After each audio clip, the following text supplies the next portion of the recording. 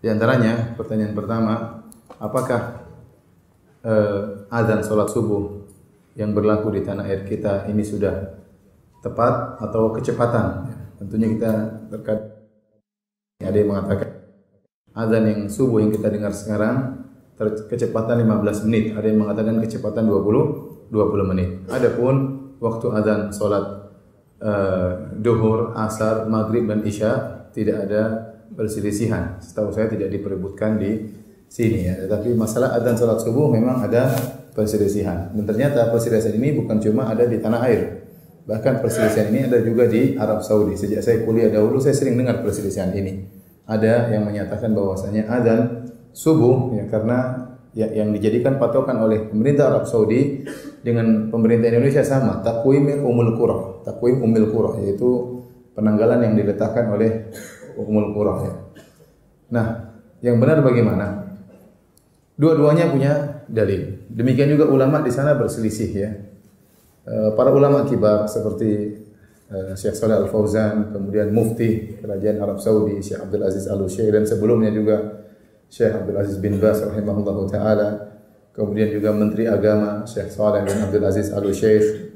Demikian juga banyak ulama mengatakan bahwasanya waktu yang ada sekarang ini sudah tepat. Bukan kecepatan tapi sudah tepat. Sebagian ulama yang saya tahu seperti Syekh Sa'ad Al-Khazlan ya menyatakan bahwasanya waktu yang ada sekarang azannya itu kecepatan 15 menit atau lebih daripada itu ya. Terus yang benar yang mana? Yang benar ya kalau mau tahu benar tentunya kita harus praktek mana yang lebih benar dan dua-dua sumbernya terpercaya ya. Tetapi kalau antum tanya kepada saya lebih condong kepada pendapat ulama kibar Shalih Fauzan kemudian Syekh bin Baz ya. Tentunya mereka tatkala membenarkan takwim Ummul Qura mereka tidak sembarang. Mereka tentu punya tim untuk mengecek fajar muncul kapan. Takwim Ummul Qura yang sekarang dipakai di tanah air dan juga di Arab Saudi menyatakan bahwasanya jika matahari letaknya minus 20 derajat sebelum terbit ya maka sudah nampak fajar shadiq ya. Dan ini yang diperdebatkan oleh sebagian orang, sebagian astronom kata mereka minus 20 belum kelihatan fajar shadiq ya. Harus ditambah lagi entah minus 17 ya, semakin mendekat ke arah cakrawala minus 20, minus 19, minus 18 semakin dekat cakrawala matahari semakin apa? Cahaya semakin kelihatan. Paham? Nah, apakah minus 20 derajat di bawah cakrawala sudah kelihatan fajar? Ini diperselisihkan. Pemerintah kita, pemerintah Indonesia dan juga pemerintah Arab Saudi mengambil hal ini, bahwasanya minus 20 sudah kelihatan apa? Fajar. Sebab Allah mengatakan tidak harus dinaikkan. Entah minus 17. Setiap derajat itu 4 menit. Berarti kalau minus 15 berarti kecepatan 20 menit.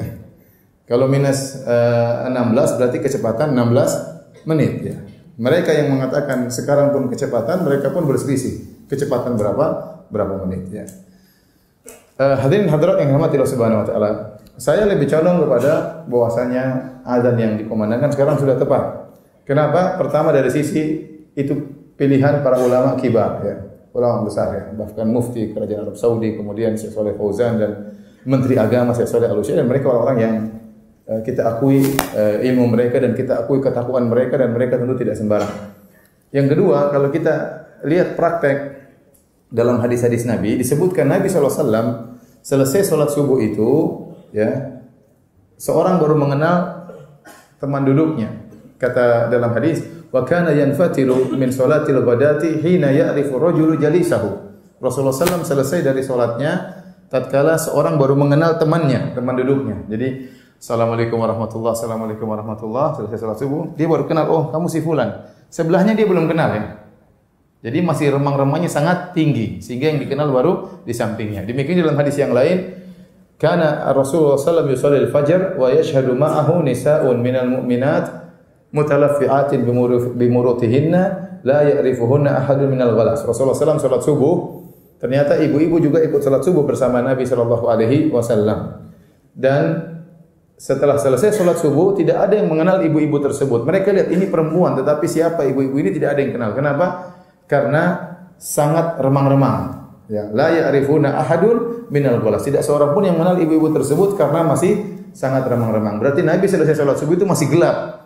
Baru kelihatan bentuk tapi wajah belum apa? Kelihatan. Baik. Kalau kita praktekkan waktu kita sekarang. Sekarang azan subuh jam berapa di Bekasi? 4.35 lah, 4.35. Nah, Nabi SAW setelah salat subuh, setelah azan subuh, beliau salat 2 rakaat. Setelah salat 2 rakaat, beliau sempat berbaring. Yattaji', sunnah Nabi SAW, beliau berbaring ya. Setelah itu baru kemudian dikomatkan, kemudian salat. Paling tidak antara azan dan iqamat mungkin sekitar 15 menit. Mungkin sekitar 15 menit. Baik. Sekarang komatnya kita mundurkan ya. Jadi 35 tambah 15 berapa? Atau 20 lah. 35 tambah 20 menit berapa? 55.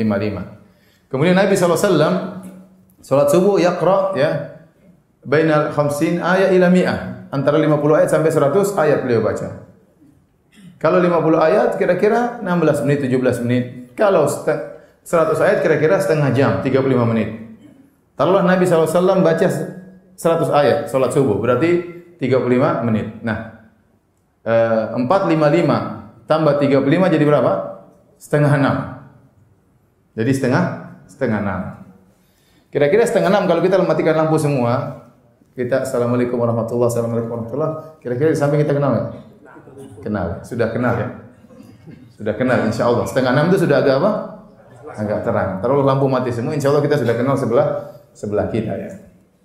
Ini versi azan yang berlaku sekarang. Sekarang kalau kita coba kita pakai versi azan yang katanya kecepatan. Berarti azannya kita tunda 20 menit. Kata mereka sampai 20 menit ya. Baik, harusnya azan 4.35 jadi 4 berapa? 4.55. Baik, azan. Setelah itu tunggu qomat 15 menit. 45 tambah 15 berapa? 5 lewat 10 atau 5 lewat 15 menit. Kemudian salat setengah jam jadi berapa? 6 kurang seperempat. 6 seperempat kira-kira yang dikenal di samping apa seluruh masjid dikenal?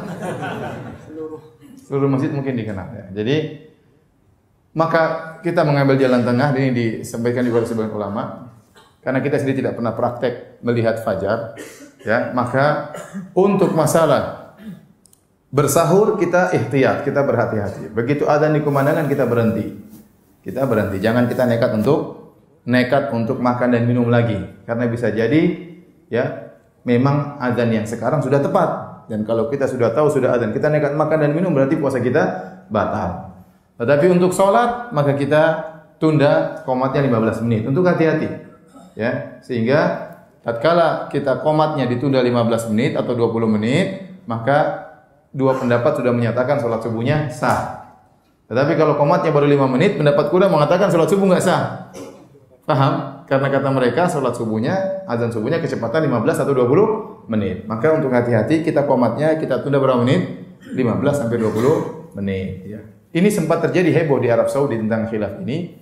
Tetapi karena dari Kementerian Agama menyuruh untuk qomat 20 menit atau 25 menit, maka tidak ada khilaf lagi di antara mereka. Karena qomatnya ditunda 25 menit ya. Baik.